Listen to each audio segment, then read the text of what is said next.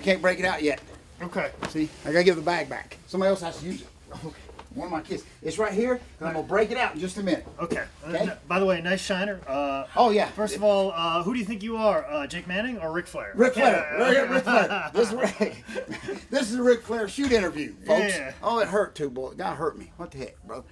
And he was very apologetic. He's been sending me flowers and candy and forgiveness, Bullet. But the thing is, he was right to begin with. You know what I'm saying? It was an elbow is what I'm getting at, Bullet. I'll save this for a show. This is good material. Yeah, let's not waste this. But I'm using this.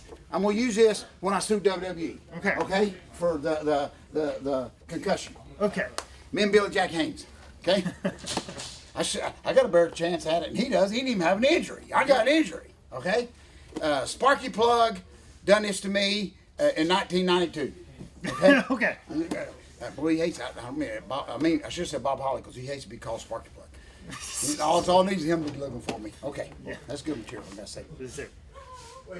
Ladies and gentlemen, welcome to another edition of Dad, You Don't Work, You Wrestle. You hear the claps. You know what time it is, George. How was your weekend? Bullet, I had the most. Let me put my hat up a little bit. I want everybody to see this. Okay, Bullet. This is Ric Flair pre-High Spots DVD shoot tape that we done a few years ago. Okay, and I'm very proud of it. It's good for the business.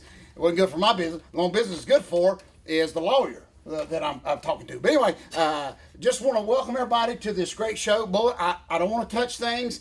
Of course, I got a little cocky with my Cowboys and they got beat. I got to go back into my little shell and just let things. Giants have their number this year. I dare a rookie play that bad. What the heck? Oh, the Giants is just it's all big work. I think they had some Giants jerseys in the Meadowlands that they had to move. Still almost pulled it off. I know. And that's the thing. Their two losses have been very close. And if it wasn't for that one guy not running out of bounds, they might have had a shot at being undefeated at that point. That's exactly right. So, Good. Very John Maddenish here on the show. But one quick moment, comment about that game is I never understood this, and the Cowboys did it, and that's why I'm mad at them right now. When I don't know nothing about football. I just know their jerseys look good. Okay. They're America's team. They're America's team. That's all I know about. There's a hole in the ceiling so God can watch his team play. That's about it. The only reason I'm still a Cowboy fan is it just costs too much money to buy other jerseys. Okay? So when I was a little kid, they gave me a Cowboy jersey, and I've kept that same jersey. I just don't want to change. But anyway, it was 11. It was third down and 11, and they hand off. Now, boy, I don't know much about the scientific stuff of football, but why? You got to pass it. I mean, I know we got a good running back. But I think he's off the gas, too. He's way littler than he was about 3 games ago. So just a little side. Allegedly, he's off the stuff. But he was jacked. I don't think it's the same guy. I don't think they have 1980 steroids going around. I'm sure back in those days, it was very noticeable of like Road Warrior Hawk, like missed out on a cycle or something like that, or a couple doses out of a day. But what we got now is basically peanut oil. But I even asked my son Brock, who takes this way too serious, is that the same running back that we had? And he said, of course, Dad. What are you thinking? But anyway, he just looks a whole lot littler. I don't know if this time drug test, they go into the playoffs, it comes to drug testing. I don't know. He just looks in college, he only played 12 games, so this is more games than he's played in his career. So. But now, Dez did fumble that one at the end. Now, I don't make no excuses. Of course, Dez has. He said it was slippery. I understand all that. But he fumbled, and we all do. We all fumble in life. But it's a true story. Let me encourage our great viewers, Bullet. They asked Emmitt Smith, true story. You've heard this. I've said it to you many times. They asked Emmitt Smith one time, what did he do? What's the first thing he does after he fumbles? And he said, this is for you, America. He said that I asked for the ball again. Now, folks, that has nothing to do with what we're talking about. But if I can encourage you to get up out of bed in the mornings and go to your miserable jobs, I hope that encourages you. Mm-hmm. So if you do fumble, like we have all done, like that young kid did Saturday night, brother, did he fumble. Oh my gosh, bless his heart. He was so apologetic. Just want to get the ball back again. And you need those mistakes because as the 85 Bears will attest to, them losing to Miami is the reason they went on and won the Super Bowl. Dang, Bullet. So you didn't know all this info till you went to the Hall of Fame that day. Now you're so educated. I think they got your bust. Ain't that what I call them? They got your bust at the Hall of Fame. That's all I'm saying. I got the NFL Network. But so much going on, Bullet. So much going on this week. I know it's Christmas. I know everybody's in the holiday spirits. I know me and you are here. Bullet, I'm very proud of course, the monumental moment at Dad You Don't Work You Wrestle television, and I ain't saying nothing, but we are approaching very close that milestone. And you know, once we started this program on a prayer and a whim, and with no money. Well, we still ain't got no money. No. But many episodes ago, not knowing how long it would last, Bullet, how long you actually we didn't know how long you'd put up with No, me. I was told exactly how long this was supposed to last, and we've done that 20 times over almost. Bullet, I was told, listen, Jake, just shut up and do 10 episodes of this so George can sell some books, and then we're done. I know you've got a million things on your plate. Just do this. Film it. I feel like this is best. We're only doing 10 of these. Bullet, and then all of a sudden, the person that said that and was supposed to host this bailed after 3 episodes. He sure did. And I've now been here for almost 197 of them. That is very sentimental to me right now here at Christmas time, Bullet, okay? Very Chevy Chase bringing out the turkey right now when you shared that with me, Bullet, because Vince did start off with this great pilot episode, okay? I know everybody was like, oh, let's look at these things chronologically. Yes. And then they're like, who's this guy? And then who's this guy again? Oh, okay, this is Dad You Don't Work You Wrestle, episode 3. Oh, yeah. Well, and very true. And you had all this other stuff going on, so they threw something else at you. We're just going to do 10 episodes and that's it. That's then it. all of a sudden we did 11, and I'm very particular about round numbers, so we've just kind of been stuck. And every time we get to a round number, I want to quit, but I'm like, how about one more? And then I just sold the whole thing. And all y'all been doing to me the whole time is just saying it's episode number 9. Because I keep thinking, okay, yeah, we're just doing 10. But anyway, that wasn't a good joke. But anyway, boy, here's what I'm saying. I'm going to sum all this up.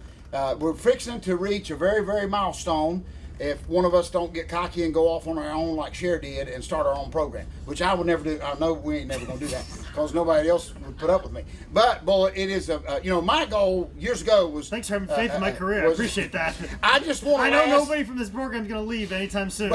But I just want to last, when we're close, we're going to beat the View. That's all I'm saying. I just want to outlast the View.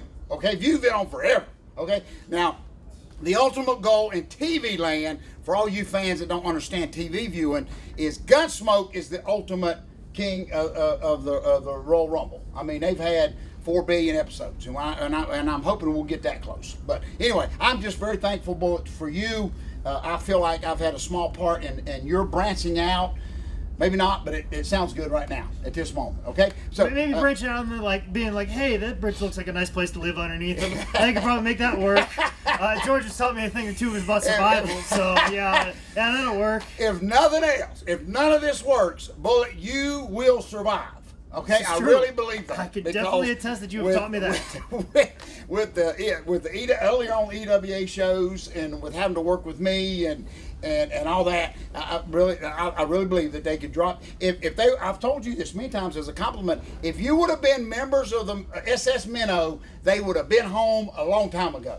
Oh, can I get an amen on that? Do you remember that, Bullet? Mm-hmm. Wasn't it the SS Minnow, Gilligan, and Skipper, all of them? They were lost for like 42 years or something. But if you would have been one of those passengers, they would have been home like the next week. That's all I'm saying. That's the greatest compliment I can give you, Bullet. So anyway, we do have some wrestling to talk about, Bullet. This week, unbelievable weekend here in the Carolinas. There's like 1,800 shows going on. Quick plug for my Super Bowl of wrestling.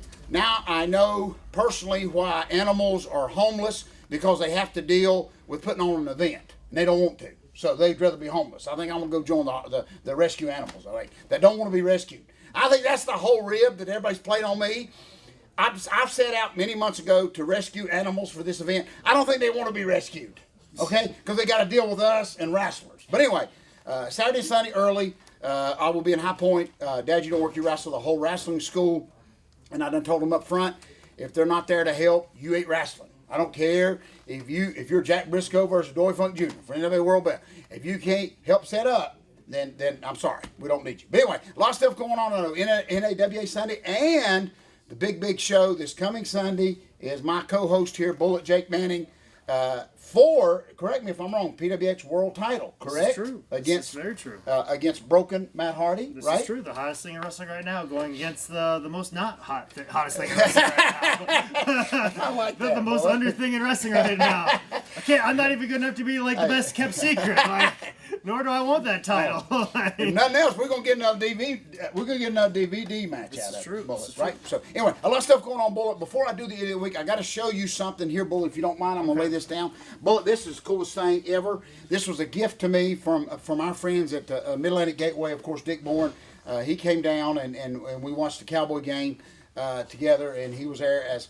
Oh, and this is just a side note. This is one reason I hate going to places and watching a game, because there was these 3 Giants fans beside us that was completely drunk. I mean, the only reason I knew they was Giants fans, not because they're drunk, but because they had, the Giants toboggan. But they were plastered, and I don't take criticism too well. Of course, I'm just sitting there trying to drink my tea and watch the Cowboys. And right before kickoff, they started some junk already. And boy, I'm gonna tell you, I don't take that too good. So we're like 2 kids in a sandbox. Whose dad can beat who up, okay? So I'm yelling back at these 3 drunks, whatever, and poor Dick Bourne probably never come back down after that association. But anyway, he presented me with a gift, Bullet. Now, we have shared in earlier episodes about how, this is very special to me, this gift I'm fixing to break out, first time ever on the air. I have made several comments about how excited I have been about Jerry Lawler being able to be blessed in his career and to be able to purchase a Batmobile, okay? A Batmobile. Now, and I know that I'm probably down on Dad, you don't work your Wrestle deep cut. Deep cut. Deep cut. Deep cut. And listen to me. Whatever. Oh, is that good? Deep cut? Yeah, deep cut. Okay. It's a reference to a prior episode that most people don't know about, because most people don't know about any of our prior episodes. So This is like, I'll tell you, this is like deep. I was trying to think of that pretty woman's name that was in that movie in the 70s called The Deep, where she got bit by that electric eel. She was real tough when they showed her in that wet bathing suit. But anyway, not Jessica. I got to think of her name, because that was a good illustration. This is as deep as that. You're not television thinking Deep Throat, okay? No, not okay, that. No. Okay. Remember, it was The Deep, right when the Jaws run came through, and everybody was doing all these beach movies. It was called The Deep. Bassett. What was that pretty woman's name? Oh, man. I lost me. But anyway, this is as deep. It wasn't Orca. No, it wasn't Orca. Okay. It wasn't Orca. Oh, that's a good illustration there. Yeah. This was about where they made you think that it was a huge sea monster, but it was an electric eel. Jacqueline Bassett or something. Does that name ring a bell? Real tough. Name. But anyway. It's at least a name. That's more than I had. But anyway, that has nothing to do with what I'm talking about. But listen, but I got to show you this, okay? And I'll have to go up close to the camera. But this is the first time ever I'm revealing what was given to me as a gift. And this is my tribute to Jerry Lawler, okay? Look at this, Bullet. Look at this. I'm going to get it out before we go off the air. Look at this, Bullet. Well, Oh, my goodness. But let me show you, Bullet. Look. This is my Jerry Lawler. I'm the Jerry Lawler to this. Okay. But look. Okay, I'm going to show the people the drivers. Yeah, This is me, Okay, Batman, holding the book, and I couldn't find Robin. So I got, this is you, Two-Face. I'm Two-Face. Is that okay? Okay. Is that okay? Let me show the viewers. I guess. Okay? Oh, let me see. But Robin wanted too much money, so I said forget it. Okay? So this is the gift. Burt Ward kind of is. Yeah. Oh, yeah. Hard to do business He's with. very prima donna-ish. Yeah. But look, I won't show the fans this because I know we got to get off the air. But look at this. I kept looking for the wire. Bullet. How modern are these toys? There's no wire. Remember the wire it used to have? Bullet, this is amazing. But look. Yeah. Folks, look at this. This thing works. I got to show the people. Bullet. This is me and Bullet going door to door selling my book. And that's a good shot of Two-Face. Not that Bullet's Two-Face, but that's the only figure I can find. This is the only figure that Dallas would let me have. But this is me driving down Interstate 40 in Nashville. Remember when Lawler was going down the road and some smart aleck said on Facebook, said, well, it ain't the real Batmobile. Or you had hair plugs as well. Oh, yes, exactly. Oh, yeah, that was what it was. Thank you, Bullet. So anyway, I wanted to share this with you. This is me and Bullet. Batman's got the book. Of course, I got to drive. Okay, Bullet? Of course. You'd have it no other way. Okay? Yeah. But this thing works, folks. This is like the coolest toy ever. Okay? And it's wireless. I mean, eventually phones will be wireless I'm still too. looking. So I'm telling you right now, this is unbelievable. Remember whenever when we'll ever get the technology to go wireless on anything. But remember when we used to have to follow it as a kid, and you couldn't really go far because it had that stupid wire that would always get broke. But anyway, I'm gonna put it right here, Bullet. Okay, because we gotta finish this show. But anyway, that's still me. have an idiot to put up. Oh yeah, that's an idiot. But that's me and you, Bullet. Okay. That is impressive that there's no wire, Bullet. That's just real impressive to me. I don't know where they're gonna come up with that technology. What the heck, Bullet? Okay, I don't even understand that. How can you do that? What's next? Phones? I mean, real Remote controls that aren't on a wire? Remote control TV? Yeah. Remote control VHS? without the wire. Yeah, I remember Dang. the wire. I remember that. Just be ready, folks. We're growing. Okay, here we go. All right. Well, idiot of the week. So much going on this week. Well, you know me, Bullet. Really, I live in my own little world. You have been invited into that world, and you're a part of that world, as a few other people are, like Jessica Simpson and Roger Staubach and all them. Tony Romo, Jerry Jones, all them. They're in Jimmy this little Johnson, small world. sometimes, as long as he doesn't wear a dolphin shirt. And boy, you know, I really don't go around in my life and just try to see. It really don't matter to me. I don't try to start stuff. Is what I'm getting at. I don't, you know, I'm not Rambo-ish drawing first blood. But anyway, so on my particular phone, and it may be on everybody's phone, is you get restricted calls. I think everybody does that. You don't recognize the number. You don't pay no attention to it. It may be a bill collector or whatever. I just don't call. Yeah. But anyway, so I get one this week, and my mistake early on is I deleted this thing out of aggravation, which I wish I would have saved it. And I hope this jerk calls back so I can save it and let you hear it, because people won't believe this. But anyway, so I'm going down the road Saturday, minding my own business, by myself, bullet, eat my biscuit, and this grown man who is not, he's not drunk, he's not on drugs, he leaves a 30-minute message, okay, basically saying how, what right do I have saying that everything's going to be okay? What right do I have saying that things are going to be all right? He said, because I do not know other people's lives, so I have no right saying that things are going to work out for us, okay? So anyway, and then of course he goes into that famous line, and by the way, you're just the worst wrestler in the history of wrestling, and then he basically goes on for like 20 minutes telling me all of his problems, okay, which we've dealt with that a little bit before. But anyway, so I'm throwing him in the idiot bag. Now, he may have been right about the comment about me being the worst wrestler in the world, okay? I am in the encyclopedia. Okay, the third edition, and it's coming. I've ordered it. Boy, I broke out a mason jar. It's coming, and I just got to get it. I will debut it here as soon as I get it with picture, not just thinking out, telling everybody I'm George Animal Steel. This is me in it. But anyway, beside all the point, this guy goes on, says all this crap. So I'm throwing this individual in the idiot bag. First of all, because how miserable can your life be to just call somebody and leave that basic message? I love how they always weed that part in about you have the worst wrestling career, you may have credibility calling me an idiot, but when you bring the wrestler in, it just blows it away. You don't say you lose all credibility when you mention wrestling. But anyway, so my point is, Bullet, and this is how I'm going to end this with throwing this guy in the idiot bag. I have realized, come to the point in my career, maybe down on the downside of it, but still I'm going to get a good run out of this, is I have got more heat, and you can attest to this, I have got more heat lately by just, with fans, with people, by just being positive than I have ever done being a heel. You know what I'm saying? Shocking turn of events for you, right? Mr. Yell at everybody, Mr. Everything bad that's been said about George Sal. The fact that he's pissing people off the most is by being positive and trying to get people to live a better life and get on the happy bus. Well, I could throw Jerry Lawler fire and wouldn't get this much heat. No. I could pull out the foreign object. I could pull the hair, choke. I could even do the famous eye rake. You could be the grouchiest, bitterest, angriest old man, and people are like, you know what, that George Sal, straight shooter. Really like everything he says. Exactly right. So what you I'm tell gonna do, somebody like, hey, don't be so miserable. Maybe look at the positive things in Yes. life. Because the thing is, you did the same exact thing. You could have had an even worse career. Yes.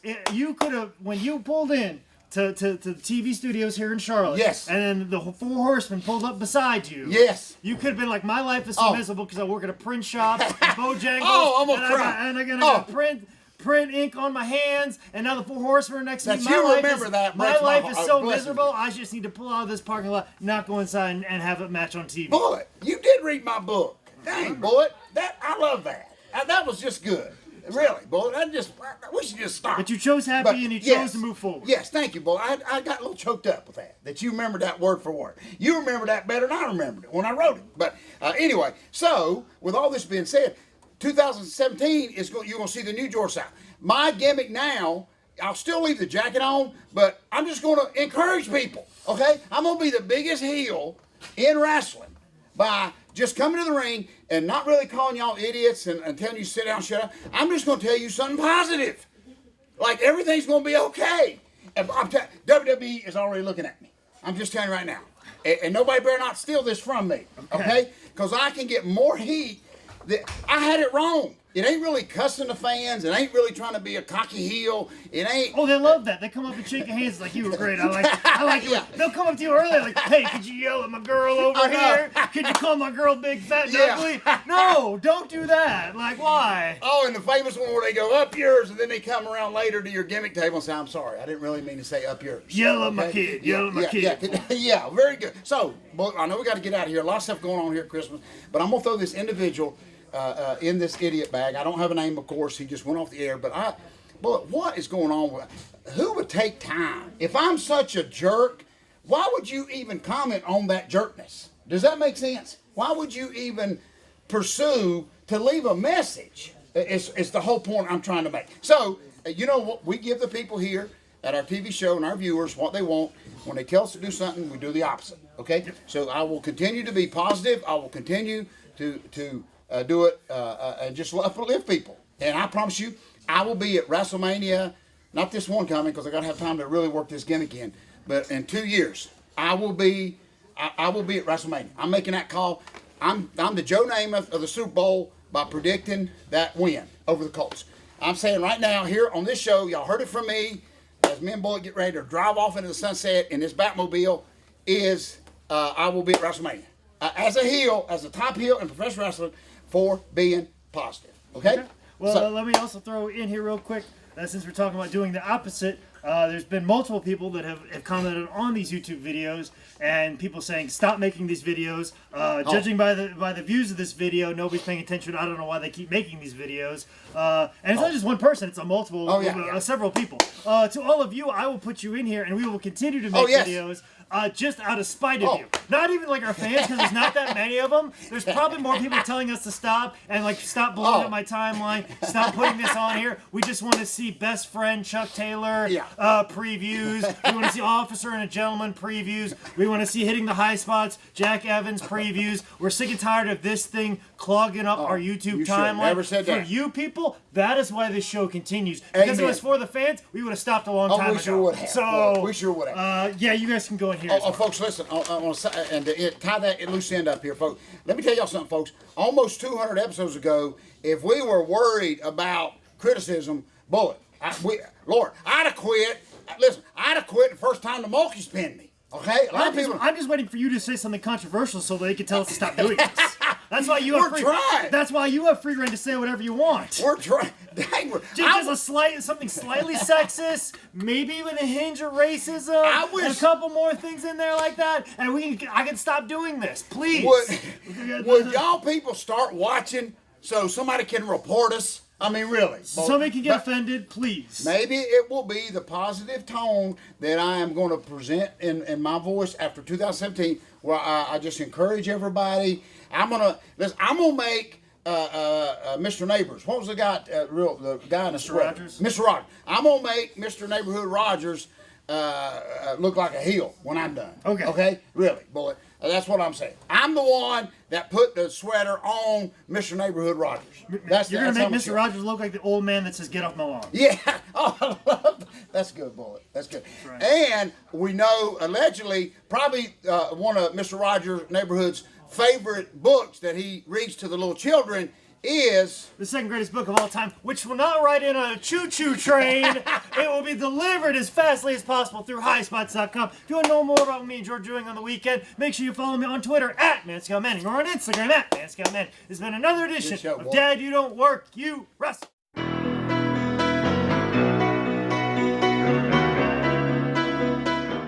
Good show. Maybe one of the best ones. Thank you, Bullet. Maybe. Thank you. Allegedly. Oh, nice callback. Oh, yeah. I know that. I only know what it means, but I use it. So that covers all bases. Oh, man.